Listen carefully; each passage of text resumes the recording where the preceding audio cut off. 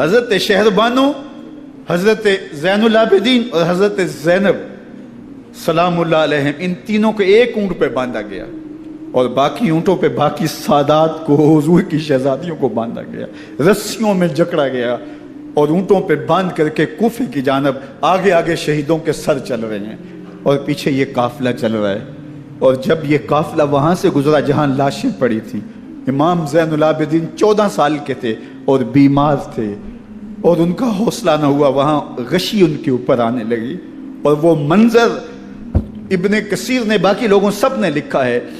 کہ پھر جب ان کی یہ حالت ہوئی تو پھر سیدہ زینب سلام اللہ علیہا، جنہوں نے ابھی تک بڑے حوصلے کے ساتھ ساری مشکلات کا مقابلہ کیا تھا، اب ان کے بندن ٹوٹ گئے اور آنکھوں سے آنسو بہنے لگے اور سیدہ زینب تھے امام حسین رضی اللہ تعالیٰ عنہ کی لاش پہ کھڑے ہو کے، اور وہ روندی ہوئی لاش، ٹوٹی ہوئی ہڈیاں اور وہ برینا بدن، کٹا ہوا سر نیزے کی نوک پہ اور لاش یہ پڑی ہے، تو حضرت سیدہ زینب نے مدینے کی طرف منہ کر کے جو ہے وہ حضور سے فریاد کی، یا محمد آہو، یا محمد آہو، ھذا حسین بالآراء مزمل بالدماء، یا محمد آہو بناتوں کا سبایا۔ یا رسول اللہ، اے پیارے آقا، یا جدہ ہو، اے ہمارے نانا محترم، یہ دیکھیے آپ کا حسین پڑا ہوا ہے،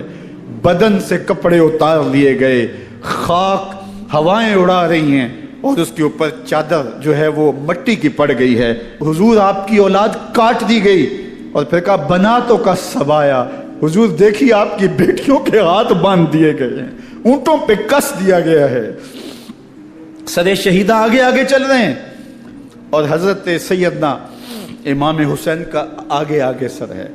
راستے کے اندر ایک جگہ آئی، رات گزری اور ان کو اتارا گیا۔ رات کا موقع تھا، ایک خاتون آئی اور اس نے کوئی کھانا پیش کیا ان کو اور کہا کہ میں کسی زمانے میں حضرت سیدہ فاطمہ تو زہرا کی نوکری کیا کرتی تھی، ان کی لونڈی تھی، ان کی کنیز تھی،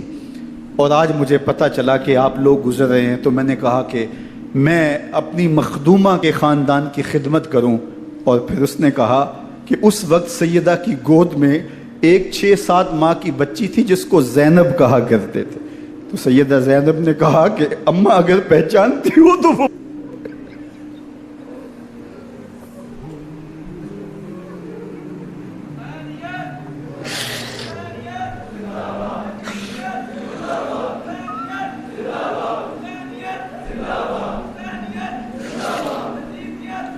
یہ تاراج اور لٹا ہوا کارواں پھر وہاں سے کوفے میں کیسے پہنچا، اور کوفے کے اندر سیدہ زینب سلام اللہ علیہا نے وہ یزید کے دربار میں، ابن زیاد کے دربار میں وہ جرأت آمیز جو باتیں کہیں، اللہ اکبر، زینب کی زبان میں علی کی خطابت بول رہی تھی، اور پھر دشمن اور دوست سارے رونے لگے، اور وہ کیا دل گداز منظر تھے۔ اور پھر یہ سروں کا قافلہ اور سادات کرام کا مشکیں کسی ہوئی ہیں اور اونٹوں پہ باندھے ہوئے،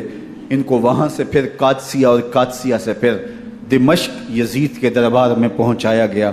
اور وہاں سے یہ لٹے ہوئے خانمہ برباد تاراج لوگ مدینہ المنورہ میں کیسے پہنچے اور اہل مدینہ نے کیسے استقبال کیا، اور وہ منظر کتنا دلگداز تھا جب اہل مدینہ زینب سے پوچھتے تھے زینب حسین کہاں ہے؟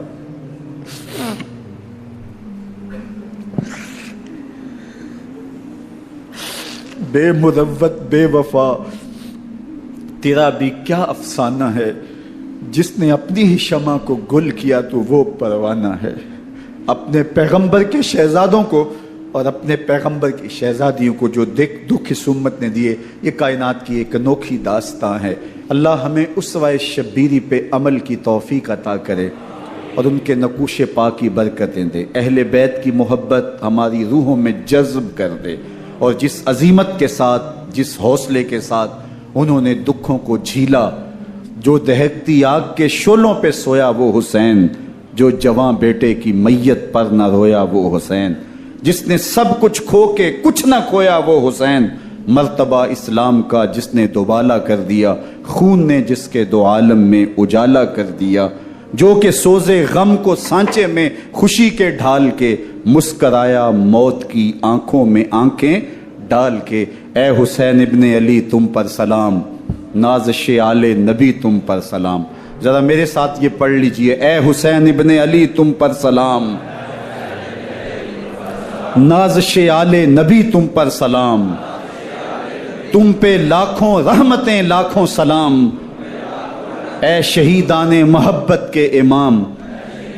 لالا گوں لالا بدن لالا کفن، اے چمن اندر چمن، زندگی ہی زندگی تیری حیات، اے حیات